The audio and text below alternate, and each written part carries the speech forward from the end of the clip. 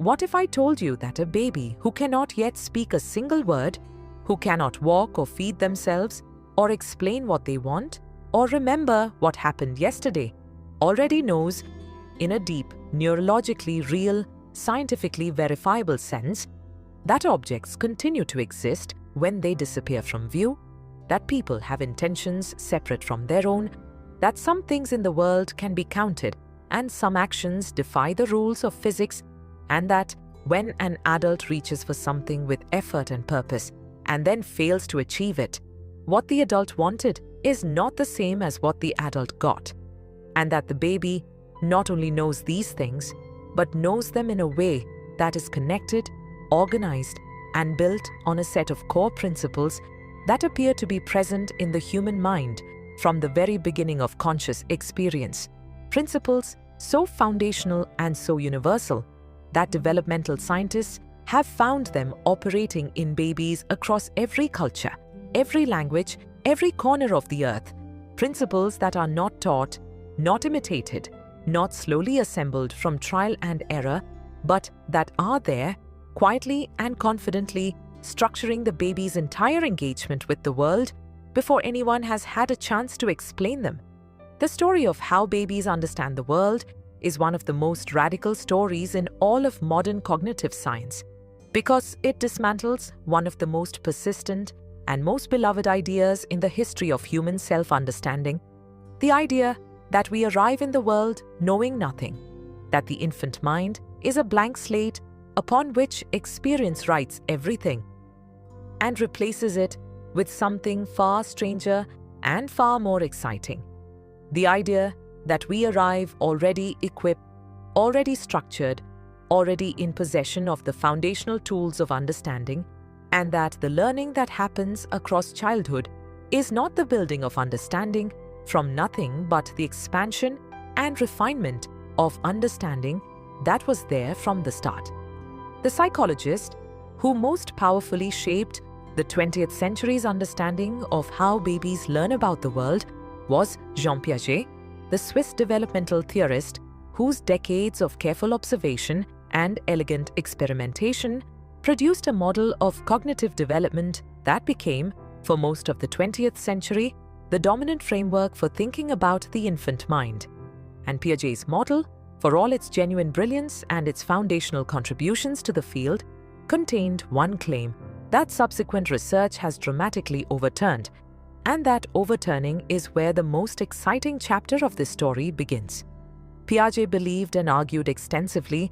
that babies in the first months of life are essentially cognitively absent in a specific and important sense, that they do not yet understand that objects have a permanent existence independent of their own perception, that a toy that disappears beneath a cloth or behind a barrier ceases, from the baby's cognitive perspective, to exist at all, out of sight, quite literally out of mind.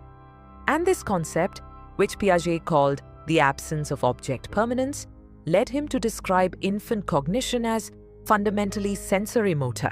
a kind of intelligence of the body rather than of the mind, a form of knowing that was tied entirely to immediate perception and action, and that had not yet developed the capacity for mental representation, for the idea that things could exist in a mind independently of whether they were currently being perceived. Piaget was a meticulous and brilliant observer, and his evidence was real. Young babies do fail the classic object permanence test, do seem to stop reaching for an object once it is covered, do behave as if the hidden thing has ceased to exist. And yet, what the last 4 decades of research have shown is that the failure to search for a hidden object is not evidence that the baby does not know the object still exists. It is evidence of something far more mundane, that the motor and planning systems required to organize and execute a search, to reach under the cloth or look behind the barrier, are not yet developed enough to express the knowledge that is already present, and that the baby's knowledge, hidden inside a body that cannot yet act on it efficiently, is nevertheless real, verifiable, and older than Piaget ever imagined. The research that began to reveal this was some of the most elegant and most influential experimental work in the history of developmental psychology, and it's centered on a simple but powerful methodological insight. If you cannot ask a baby what they know, and if you cannot trust motor behavior to accurately reflect cognitive knowledge, then you need a way of reading the baby's mind that bypasses both language and deliberate action. And the solution that researchers hit upon was the measure of looking time, specifically the reliable and well-established finding that babies, like adults, look longer at things that surprise them, things that violate their expectations,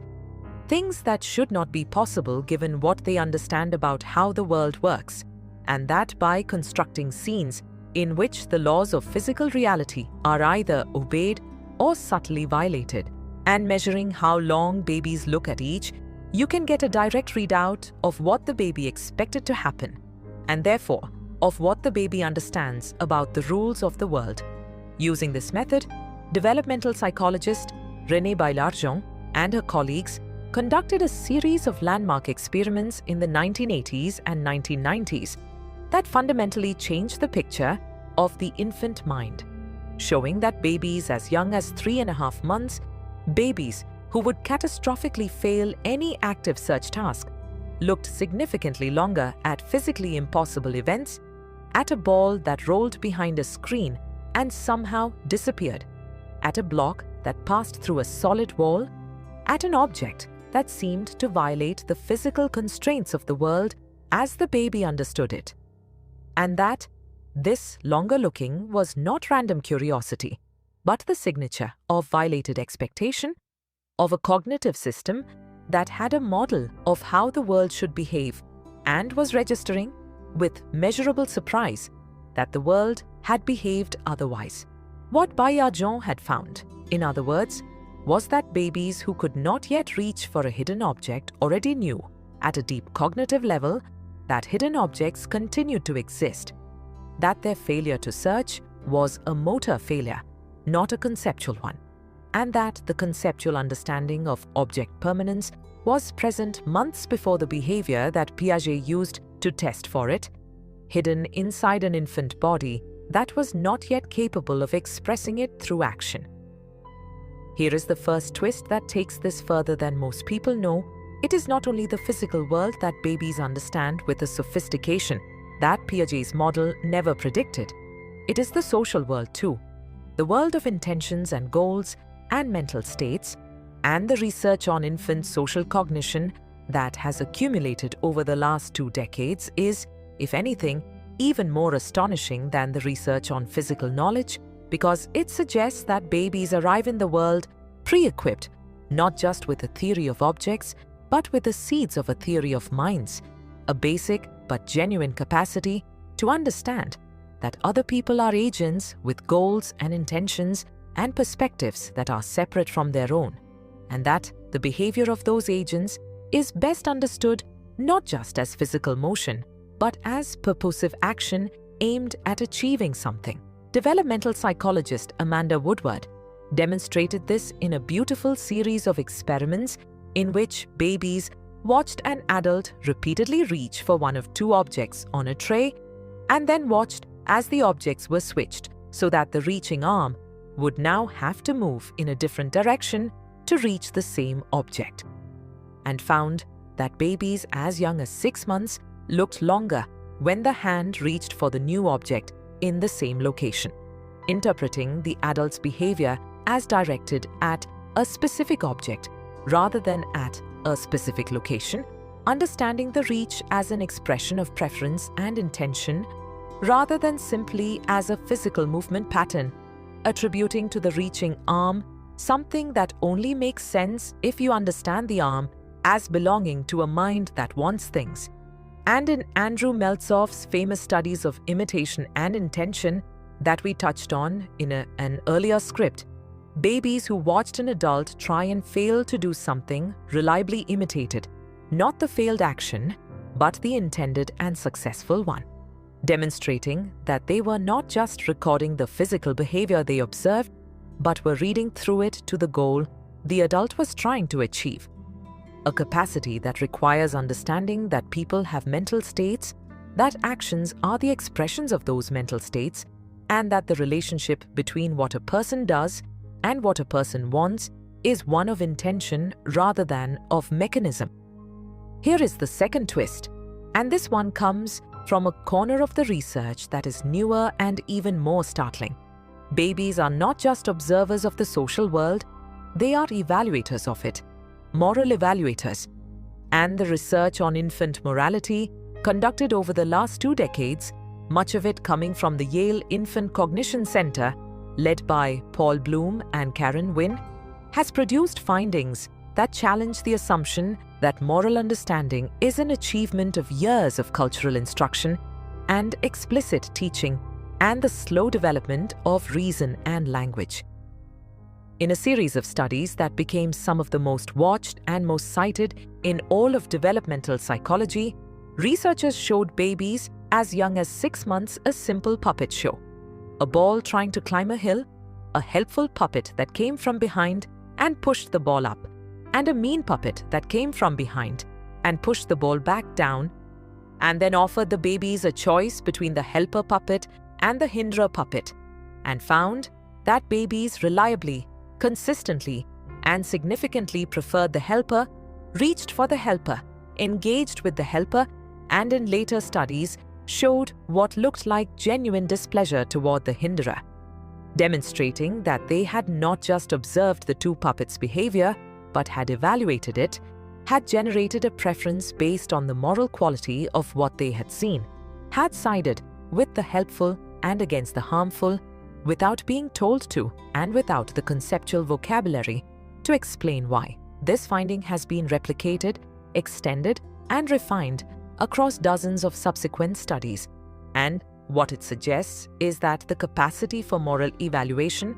the capacity to distinguish helping from harming, to prefer the one who helped and reject the one who harmed, to care about what happens to others, and to have opinions about the behavior of agents who affect others, is not the product of years of moral instruction. It is a seed that is present in the human mind from the very beginning,